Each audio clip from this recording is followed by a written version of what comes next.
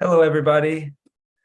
Welcome back to our study of interdisciplinary astronomy. Today, we're going to be talking about lecture 8, and Karsten has so kindly offered to lead us today. So I'll hand it over to you, Karsten. Thank you. Thanks. I just need to be able to share my screen. You need to allow me to share my screen. You should be able to now. Yeah, okay.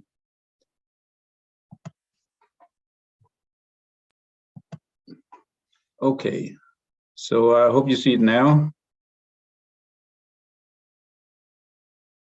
Yes. Is it? It's okay, okay. Yeah, so we've come to lecture 8 in this course on interdisciplinary astronomy.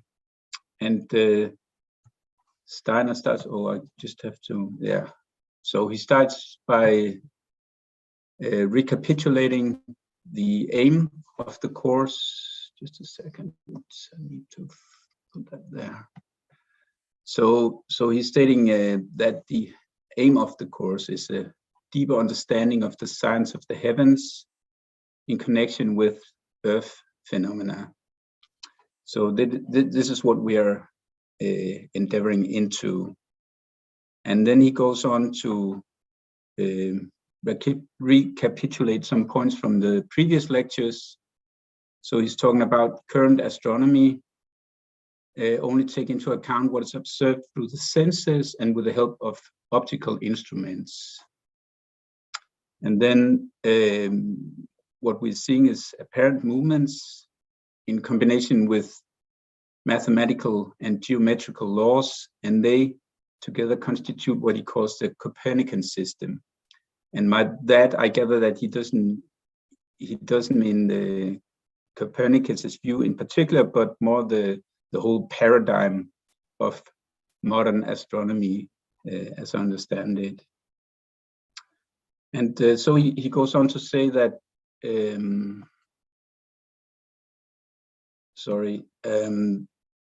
that the mathematical method is insufficient due to incommensurable ratios between the planetary periods of revolution. Basically means that we cannot have exact solutions when we try to calculate the planetary periods, and that is also true today, that that we don't have exact solutions. We only have numerical approximate solutions to these to the mathematical description of these planetary movements. So he states that a different method is needed, a method that takes into account the whole system of observer and observed objects, including other kingdoms of nature, is what we have to consider. So this is basically a recapitulation of points that he's made early on. And then he goes on to also touch upon something that he mentioned earlier in earlier lectures, this contrast between pre-glacial man and post-glacial man, where the pre-glacial man, which is also called Atlantean, I think, in the anthroposophical language, in pre-glacial man, the powers of ideation were kind of in the forefront of consciousness, and they had kind of a dreamy quality, and there was an intimate connection with the world, between consciousness and the world.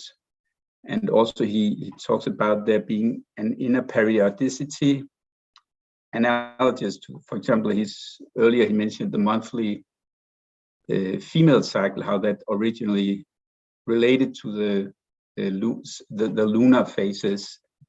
And so also in consciousness, there was originally, to a large extent, a lighting up through the daytime and an ebbing down through the nighttime. And there maybe have some periodicity also related to the yearly cycle, the annual cycle, and so on. So in contrast, in post-glacial man, sense perception is now directed at will. That means that these powers of ideation are kind of more in the background of modern human consciousness, and there's an independence of the world. There's still an inner rhythm. I think a lot of us who are not in phase, you could say, with the rhythm of modern society, we feel that very strongly, particularly in the morning. So there are still some inner rhythms, but they're less noticeable, and they've become individualized. So they're not to the same extent related to the outer circles. And then he goes on and talks about a contrast between annual plants and perennial plants, where the difference is that the perennial plant has appropriated, you could say, some resources from the earth, and it has a preservation of otherwise ebbing resources through the winter time. And it means that it, to a larger extent, is emancipated from the outer circumstances. And he also contrasts animals and human beings. So in animals are very much determined by cosmic influences and evolve until puberty, and then they come into a kind of standstill. Nothing happens after that in terms of development of the individual. Whereas when you look at the human being, our life is still determined by cosmic influences, but only until puberty. And then there's this increase of emancipation from the influences, you could say, of the outer environment. And so in all these things, there's a kind of a principle. The principle is that when the cosmic influences cease as such, they are transplanted into the inner nature of the several creatures. So one of the reasons why he introduced that is that we can come to understand things about the cosmos by looking at our own inner nature, because in our own inner nature we have kind of these layers of cosmic influences from previous stages of the evolution. Then he also introduces, so he jumps to another level, so to speak, and talks about comets and the effect they have on our planetary system. So he's saying something in some way opposite in nature to the force which holds it together comes with the comets into our planetary system.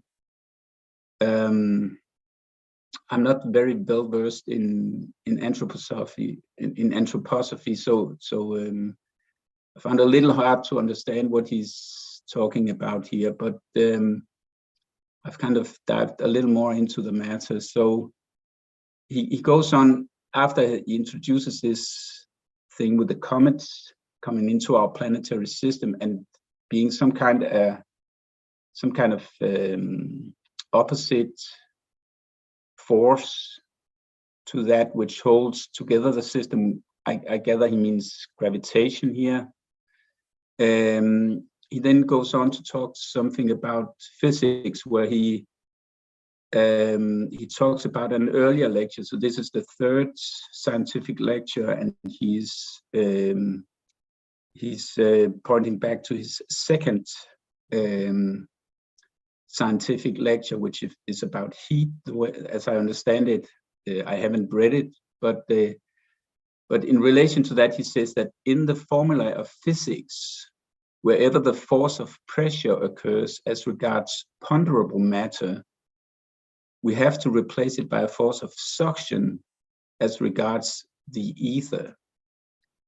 In other words, if we insert a plus sign for the intensity of a force in the realm of ponderable matter, we must give a minus sign to the corresponding intensity in the ether. So yeah, I found that quite hard to understand. So I had to do some kind of research here. So he referred back to this, the warmth course, as it's also called, the second scientific lecture. And also the last time we met, Lorenzo, he mentioned this book by Ernst Leers. It's called Man or Matter, and it's based on Steiner's scientific lectures. And it also uses some insights from this book by George Adams on physical and ethereal spaces. So I've read this book about physical and ethereal spaces, and I've read in this book about Man or Matter to try to gain a better understanding of what Steiner is hinting at here. So in Man or Matter, you find this figure where you have three elements of physical matter, like the solid earth, the fluid water, the gaseous air. So these are all kind of dominated by the force of gravitation. Then you have fire or warmth, which in this lecture he says that's if these are positive and ether is negative, then this is kind of zero, or it could be both physical and etherical. When he talks about fire and warmth, and then he has these ethereal elements, light, sound, and life. So the way I understand it is that he's talking about this. If I go back, if we insert a plus sign for the intensity of a force in the realm of ponderable matter, so this is the plus sign when we're talking about gravitation. And then we have this suction, as he calls it here, and also in this book, Man or Matter, it's called levitation. You could also call it materialization and then dematerialization. So we have some kind of principle of duality here, and still I find it a little hard to understand, is he talking about something that happens simultaneously? That is, when you have this growth in the intensity of force in the physical domain, you have at the same time a suction or an increase in the negative intensity in the ethereal domain. That's not totally clear to me, but I think it's quite certain that he's pointing toward these ideas. So maybe somebody else can say more about it. And also, it's related to different views of the point, you could say, of point and plane in normal Euclidean geometry and in projective geometry. So this is also something that is kind of a connotation here, that you have this duality between Euclidean geometry and the projective geometry, where in traditional Euclidean geometry, when you have a sphere, it's defined by a point. So if you know the coordinates of the point and you know a radius, then you have all the information you need to determine some kind of sphere. But in projective geometry, this kind of logic is inverted. So here you can have a number of tangential planes that from the periphery and inwardly kind of define a hollow sphere, which is actually, it's not a point without extension, because a point, when you look at it from the periphery of these tangential planes and inwardly, then a point actually becomes a sphere instead. And so there's a quotation in this book by George Adams about physical and ethereal spaces. In the beginning, there's this quotation: "Think on it, how the point becomes a sphere and yet remains itself. Hast thou understood how the how the infinite sphere may be only a point, then come again, for then the infinite will shine forth for thee in the finite. So there's some kind of principle of duality here, where you have, you could say, this is a picture of how gravitation works. A gravitational field that will decrease in intensity as you move outward towards the periphery, whereas this is an kind of an image of, or a symbol of, how things are in the ethereal domain, where you need projective geometry to kind of understand what's going on here. Yeah, and so I just want to, I guess I can see Lorenzo has raised his hand, so he probably has a lot to say about these things that are much more insightful than what I've presented here. But I just want to, another thing that Lorenzo mentioned the last time was Peirce's view of mathematics. And I kind of wanted to find, because I've never heard about projective geometry before, but I've studied Peirce some years ago, and I just wanted to know, how does Peirce view this area of projective geometry? How does it fit into his philosophy of mathematics?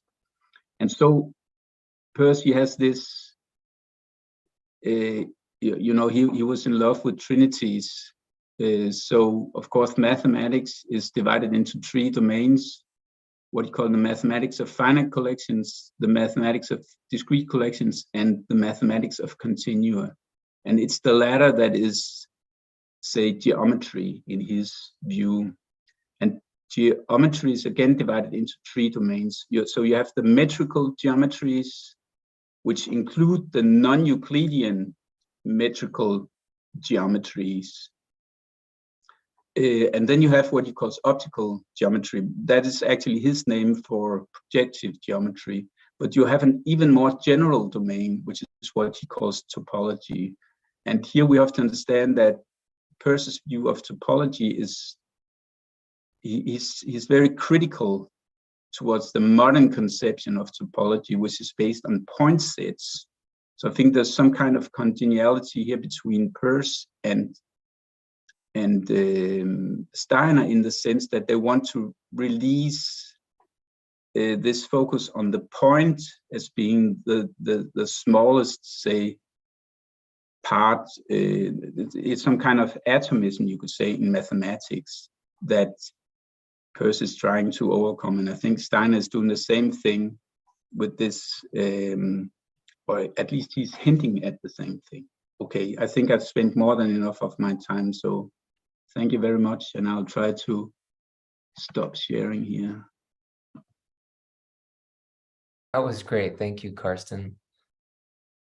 Lorenzo, would you like to go ahead and share? Hi, everybody. Yeah, I'm not going to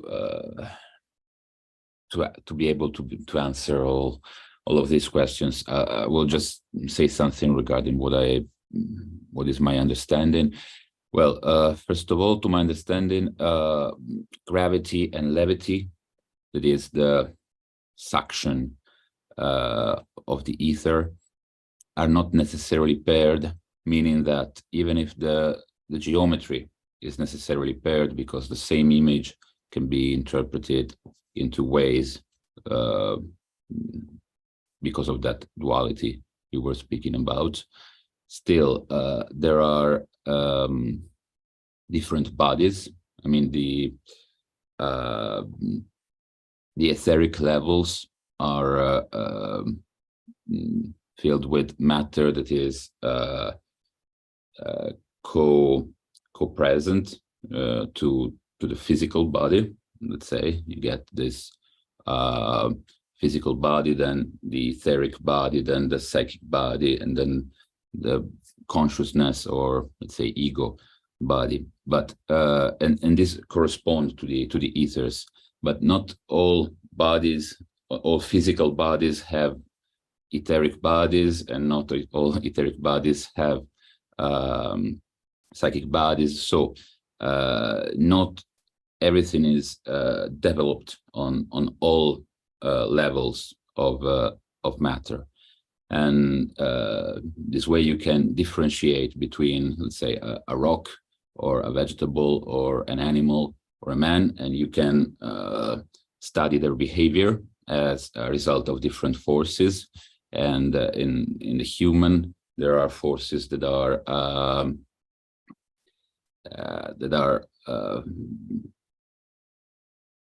not just causal, but also finalized. I mean, there is a final cause because we have intentions, and so you wouldn't be able to describe all our movements just from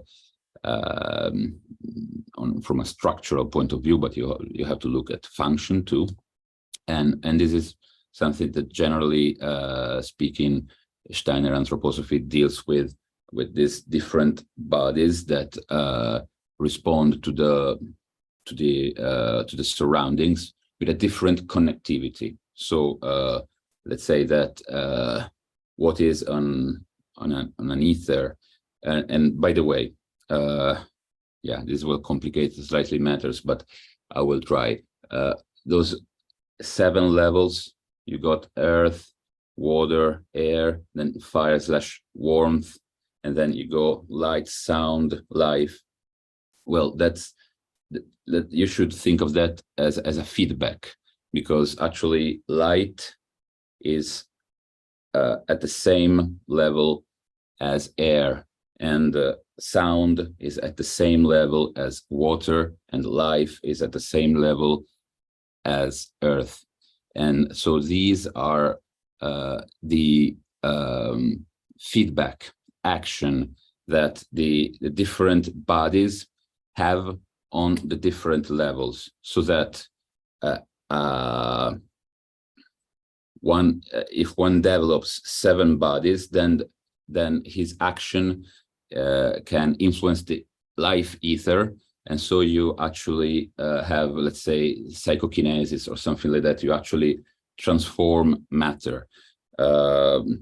That's related also to the atomic force, while nuclear force, while the sound ether is a feedback less, and that's equal to magnetism.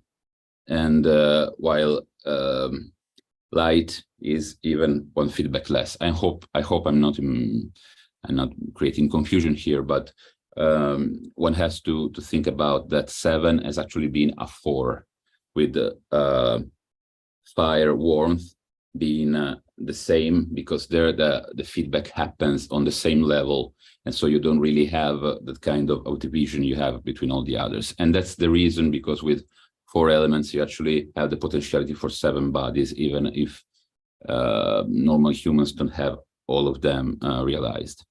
Then what was it? I'm not sure about Peirce's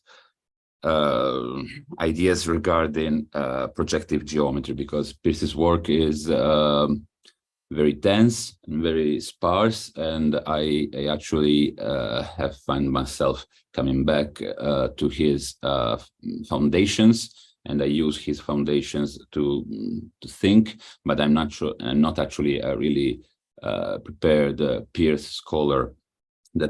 That's kind of a big deal. I mean, I surely will get deeper into him, but still, from my understanding, what I can say is that, in my opinion, the same image, when it is being read as a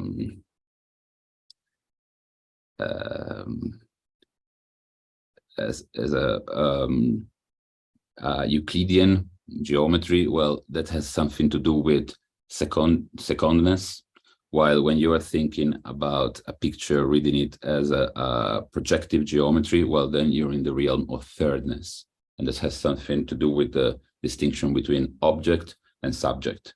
The projective dimension of a projective geometry has in itself something that is related to the subjective experience. And well, I guess that was it. If something comes up, I will speak again later. Thank you.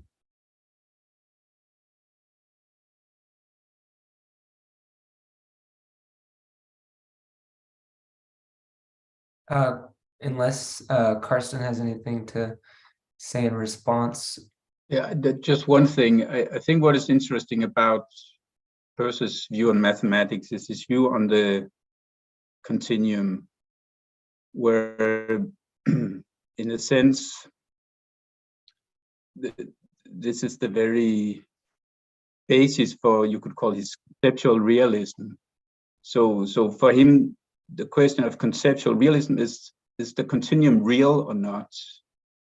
And then he has some very interesting ideas about how, once you determine an area within the continuum, that's actually some kind of construction. So in principle, the continuum cannot be divided, but once we divide it, by determining parts of it, we're actually performing acts of construction. And so I think what is interesting is that this is the most general level at which you can study life. That's studying the continuum. And then once we come in with our determination, we kind of restrict our, say, focus of attention, and we move into a more restricted space, where the first level of restriction is when you move from topology, which is not based on point sets in Peirce's view, and then you move into a more restricted space, which is projective geometry. And then the metrical geometry is an even more restricted space. So you have these kind of three levels, and that's what I personally find very interesting, to look at things like that. Yeah, so you would link topology to firstness. Both firstness and thirdness. Okay. So yeah, you could say, when we make a determination, we introduce discrete elements into the domain. And then, so it's a bit like in the philosophy of freedom, Steiner is talking about, I can't remember exactly how, but he's talking about how perception in itself kind of give us a fragmented view of the universe. And then we need thinking, which is thirdness, laws, to kind of reconstruct the continuity that was lost due to perception. And I think there's something in Peirce there that at least allow us to think in along similar lines of logic. Yeah, I will just add one thing, that this relates to the beginning of the chapter, when we have this division, this problem, let's say, that Steiner finds in mathematics, that we have to be content with approximate results, and that's the difference between rational numbers and real numbers. And so we can say that we can see the difference between thirdness, which is the only category that can give us the continuum, and real numbers. And so maybe Steiner is relating real science or real knowledge to secondness. That's something, almost a problem, let's say, an open problem, something to think about. And yeah, the thing is that, yeah, I kind of understand the idea of using topology here as a reference, but still, I think that that's a little too removed from geometry. I mean, topology is not geometry. Yeah, it's mathematics, but it's really a different realm. And I, at least in the anthroposophical thought, I have seen this distinction between projective geometry, which has no possibility to measure anything apart from cross ratios, and then you have affine geometry and special affine geometry, and those geometries are you cannot have all the measures, but you begin to have something like you get angles first, and then you get volumes that are fixed, and then finally Euclidean geometry. Let's say in a prospective restitution, where you go from projective geometry to Euclidean geometry, adding one dimension and passing through these other two geometries, affine and special affine. Well, each of these passages relates to the qualities that we can see in different states of matter. That is, projective geometry behaves maintaining just the cross ratio, and that's like plasma. And then you get some affine geometry that only retains the shape, but you don't retain volume, and that's similar to how gas or air behaves. And then you get central affine geometry, where you don't have still the absolute measures, but you have the volume, which is fixed, and that's how liquid behaves, so water. And finally you get to Euclidean geometry, where you get all the measures and everything is fixed, and this earth or solid state. And so I think that it is more accurate to keep all the discourse inside of geometry without taking into account topology, or let's say leaving topology for another level. That's my point of view.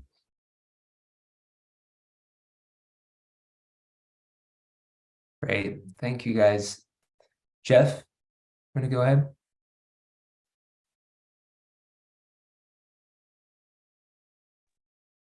Hello, good morning. Take a slight different turn.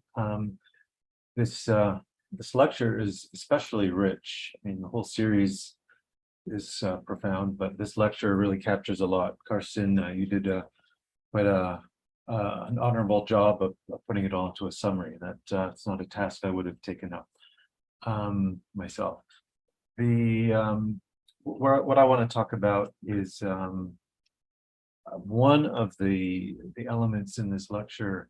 Well, it's kind of runs through the whole series. You know, one of the big points Steiner makes about, and I don't have it in front of me, I pulled out a quote, but essentially he's again here in this lecture talking about the cosmos as being a kind of like a living organism, right? It's all this old business of abstract models, and and the problem of the mathematics. You were touching on all that, Carsten, and the incommensurable numbers, and you end up with just the abstract mathematics. You can only really get into the dead cosmos, right? Steiner wants to take us way beyond that. So what I want to bring into, I guess I'll say it in a couple of ways. What I want to make a point of is, first, I'll just say briefly and simply as a personal reflection on myself. What I'm getting through studying this whole series is not necessarily any new ideas, like as far as our broad cognitive map of anthroposophy and other things, but a really profound kind of personal crystallization of, I guess this is a big point Steiner makes throughout this, that we need and want to get beyond these abstract modelings and really bring it into this deep participatory science, right? Like, it's a very human thing that the individual scientists, the scientific community, we really, as I want to get way beyond abstract modeling and really kind of have this much deeper living participation of what it is we're observing and talking about here. So I'll just, as I say, very briefly say personally that, yeah, this whole series of lectures has been a profound crystallization for me of everything I've studied all these years, right? It's kind of all coming together in a very living, personal way for me, like what I'm really getting out of these lectures. So that's just, as I say, I'm just kind of pointing to my own personal experience. But the example I want to bring in here, which I find very rich and a very great counterpart to what Steiner is doing here, is there is I may have mentioned this a few weeks ago in our studies here, but there's a profound moment in the life of Wilhelm Reich where he had a direct, brief but intense relationship with Albert Einstein. And I'll keep this very brief. This itself could be a whole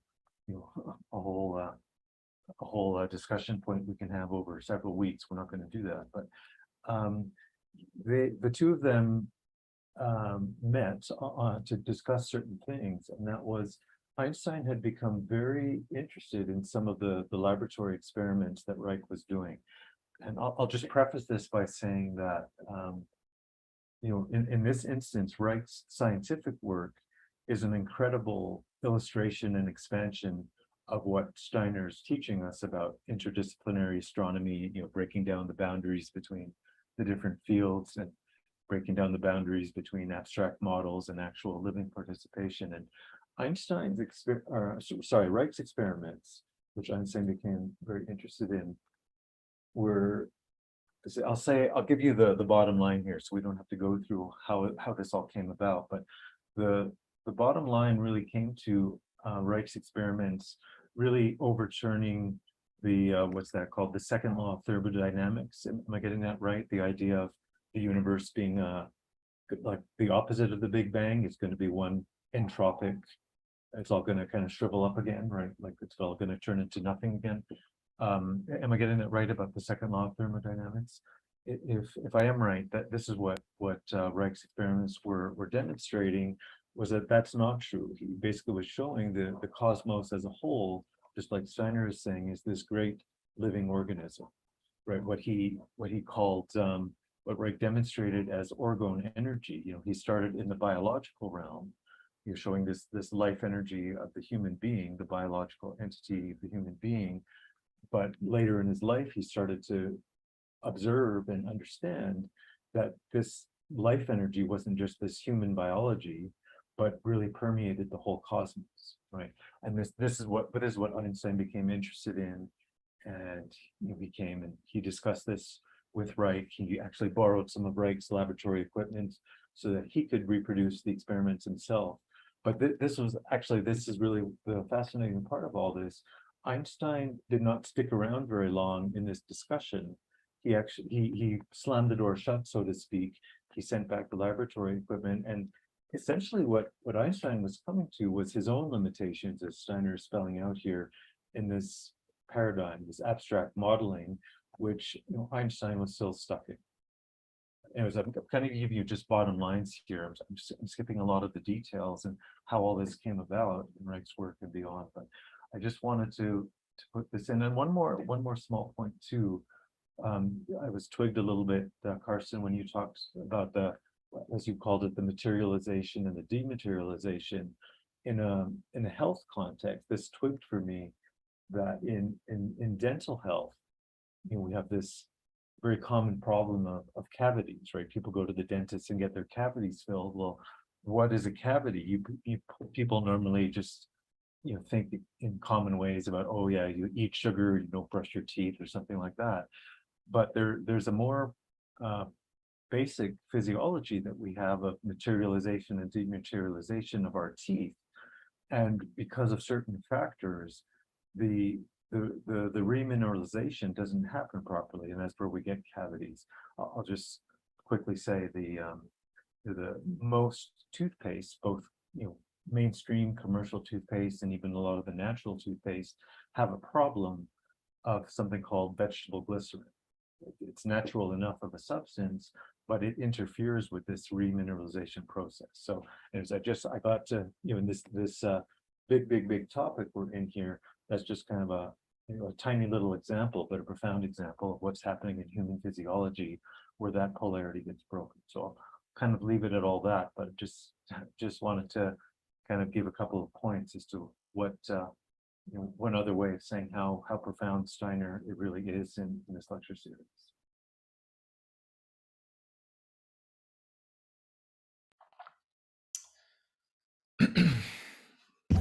Thanks, Jeff. Yeah, this chapter was, primarily review, but gives us a chance to reflect on the overall project, and we're really getting into some of the weeds here. And I was particularly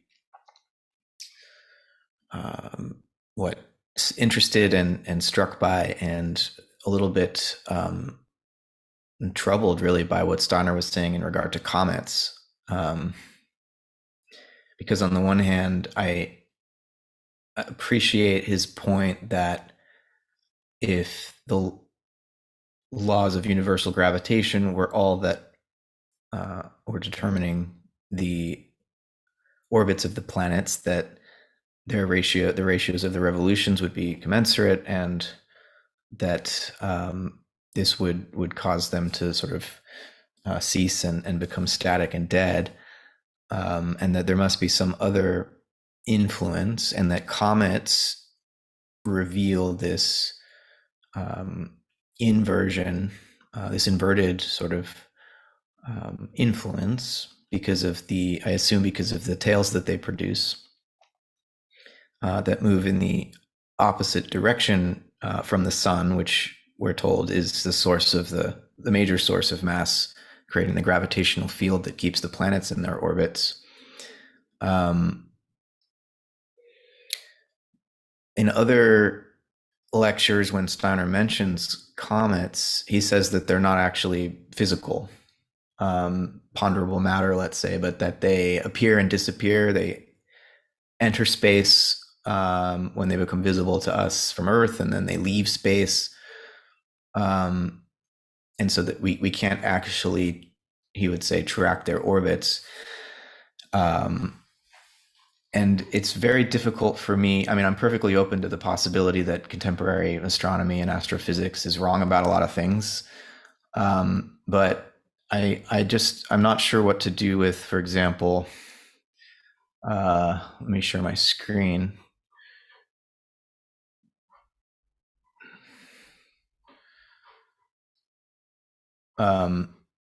This, for example, which is supposedly a photograph taken by one of NASA's probes that flew by a comet. Got to about 435 miles away from it. And so, there's both the description of comets as balls of ice and gas and so on that get heated up by the sun, and that the solar wind is this radiating charged particles creates this tail. The dust reflects light in one direction, and the ions from gas, a plasma, can create a tail of a different color that moves always in the opposite direction from the sun, whereas the tail of dust is affected by the momentum of the comet's trajectory. And so you get kind of these two tails usually pointing in slightly different directions. And there seems to be a reasonably good account of this in just normal astrophysics. And so I'm really struggling to understand how to connect this with what Steiner is saying. I do appreciate the point he makes, not as he doesn't develop it as much in this lecture, but later in subsequent chapters, where he emphasizes again that the sun and the other planets are not just bodies where they appear to be in sky, but they're spheres of influence. And so what the tails of comets reveal to us is that we're all in some sense within the sun sphere, and that influence of the sun and inversion in an inverted direction to gravitation becomes quite visible when comets come back into the solar system. But yeah, I really do struggle with this. And I mean, one of the areas where I feel like I can start to begin to make more sense of this new perspective Steiner is trying to introduce us to is when I think about what's called plasma cosmology. And it seems that there are many physicists I've spoken to who are very critical of the Big Bang paradigm and the introduction of dark matter and dark energy and all these hypothetical entities which are introduced into the mathematical models in order to save the appearances, as it were, by reference to something that can't even in principle be observed directly, right? And when these plasma cosmologists and plasma physicists will say that, look, we have other ways of understanding how spiral galaxies form that introduces plasma dynamics and electromagnetic influences in addition to gravitation, whereas standard physics and cosmology is just totally focused on gravitation as the most important force at that scale. And so plasma does introduce something akin to what Steiner is referring to as these suctional forces and these etheric forces, though plasma is still considered to be physical in the dominant paradigm today. It seems to operate in a non-local way and to have some something like a capacity to form, for example, the spiral shape of galaxies that introduces a kind of organization that gravitation alone would not be capable of. And so looking into plasma cosmology is giving me some more ability to connect more with the claims that Steiner is making. And he will return to the question of comets later on, but I found this especially challenging to what the contemporary, the community of astrophysicists would say about comets. So, Pat, what do you think? I'm having a hard time understanding, because when I think of suction, I think of, maybe I misunderstand it, but drawing in. And so, like on page 129, when he describes, and we now see very significantly how we also have to pass from the positive, that is gravitation, to the corresponding negative, the repelling force with regard to the solar system. I didn't understand why he would say repelling there, with regard to what you were describing in connection with the comets. And do you have any thoughts about that? I guess it would appear like a repelling force in contrast to gravitation pulling in, but it's like I understood it to be suction from the periphery. Oh, okay. Mm-hmm. But that's also something I don't understand. When with that image that Karsten shared of the periphery, like I guess I just don't understand the concept. I imagine it like pushing in around rather than, maybe I should imagine it pulling. But anyway, Allie, would you like to go ahead?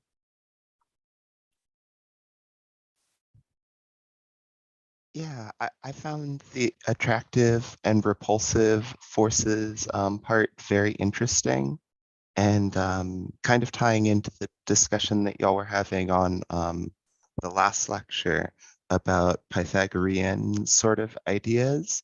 And Empedocles specifically comes to mind, being someone from the Pythagorean school who very much attributed these cosmic forces of Eros and Eris,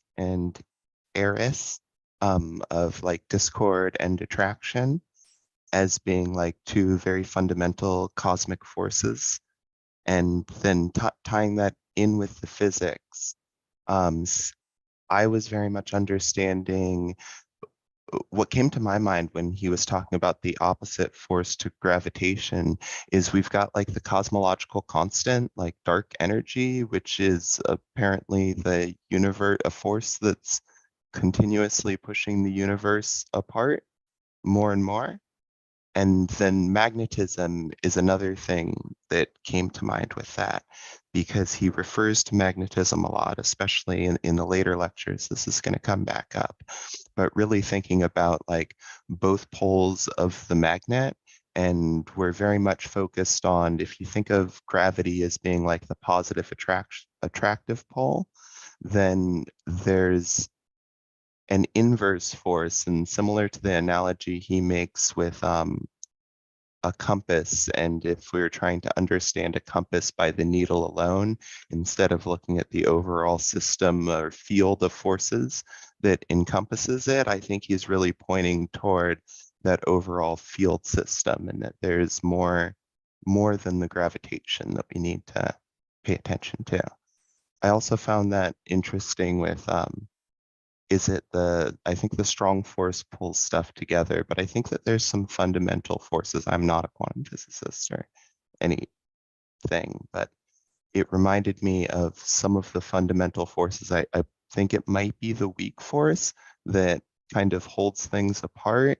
And without like the combination of those two, we wouldn't have the dynamics that we have going on that smaller level. And so I was taking it as him wanting to apply that on a larger level as well.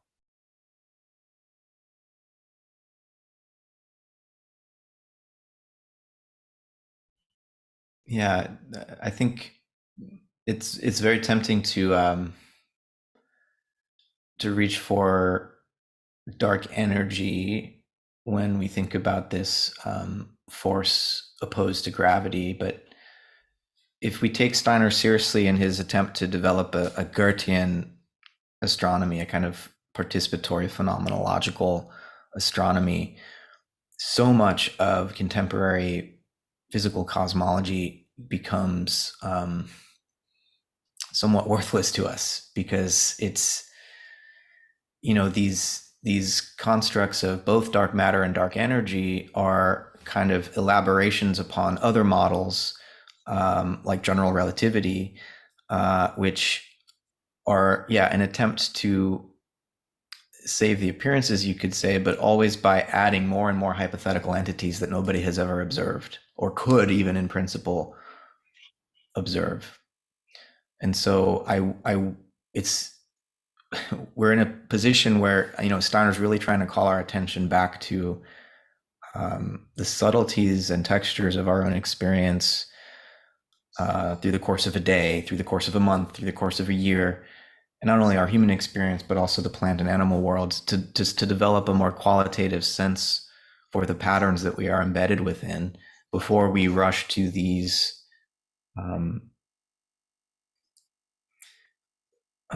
self-referential abstractions that populate contemporary physics.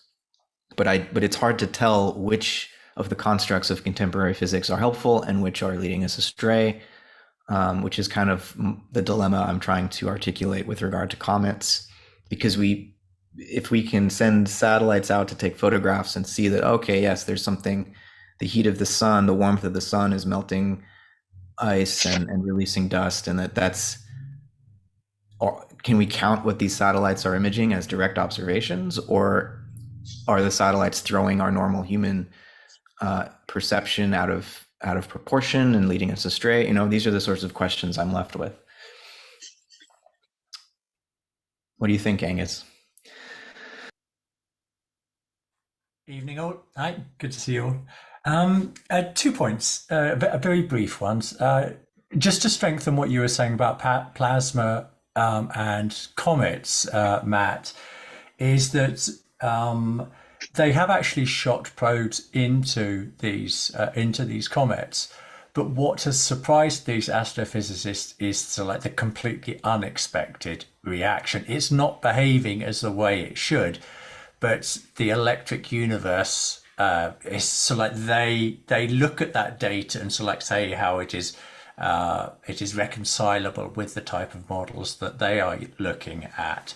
So it does strengthen this idea that they're definitely they're not these ice crystals like floating around in space. There's something inherently electrical about their nature, which I thought was quite interesting. And then the other reflection, Ali, thank you for bringing in the Greek philosophers. I've been digging into them a lot, because when Lorenzo and Carsten, Lorenzo especially, was talking about continuums and like these polar opposites going on, one of the ways in which, for example, in Phaedo, when he's defending the immortality of the soul, one of the ways he uses is how everything that is in becoming moves from one opposite to the other. So the nature of becoming is living within the realm of opposites. And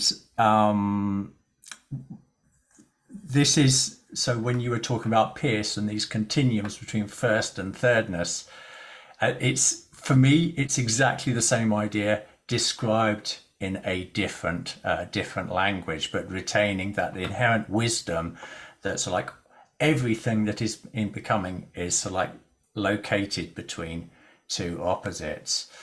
And another field in which that it's like a different thinker who's expressing the same truth, at least from my opinion, is Hegel, when he talks about like synthesis and antithesis and sort of everything like happening within that. So I thought it was very interesting that Lorenzo used a terminology which I was completely unfamiliar with, yet I felt myself in familiar territory.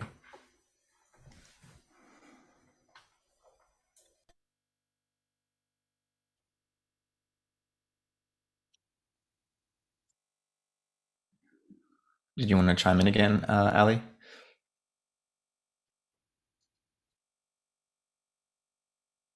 You're muted. Thank you. I would like to clarify that when I was bringing up the instances in physics and quantum mechanics, that more so than trying to understand Steiner in terms of those models, I think of those as being instances of the type of thing that the type of interaction that Steiner is referring to here. And very much, yeah, I just wanted to clarify that. Thank you. Thanks, Ali. Yeah, I appreciate that. Chad. Morning, everyone. I think, Matt, I just wanted to make 2 points. I struggle sometimes with Steiner as well, but I've recently just been reading him much more metaphorically, and I was struck actually by how he's describing comets as similar to sperm and coming into the egg of the Earth or the sun. I think, I'm not sure, but I think it is interesting on a parallel that I think we do believe that comets have a high concentration of amino acids. And as far as like delivering new material to the Earth, to the solar system, I thought that was a pretty striking, potentially accurate reflection. And, you know, then I was also thinking, or also just water, them bringing water to the Earth. I don't think that's where we get our oceans, but then the other point was how he was describing the difference between glacial consciousness and our modern conscious or Atlantean consciousness, and that actually really does reflect the same kind of principal understanding that he was describing in the Riddles of Philosophy, and you know, Tarnas and many others describe in the Evolution of Consciousness, and that, you know, it was much more of an exterior participatory relationship with the gods and goddesses in prior pre-axial periods, but that through the axial and through the modern, that becomes much more of an inner indwelling of these forces. And that same idea in archetypal astrology is that, you know, like how Jung describes the gods and goddesses that become our pathologies, that become our neuroses, our psychological complexes. And it's very coherent with what it seems as this indwelling of the gods and goddesses into an interior ideation. And yeah, that's it. I think I'm loving the lecture series, and I'm looking forward to the next chapter. So yeah, just a couple of thoughts. Thanks, Chad. That was a great way to wrap up. Matt, did you want to say something? No, just was going to wrap up, but Awesome. Well, thanks, everybody. If anybody wants to summarize the chapter for next week, let us know. Otherwise, we'll see you then. Thanks so much. Bye.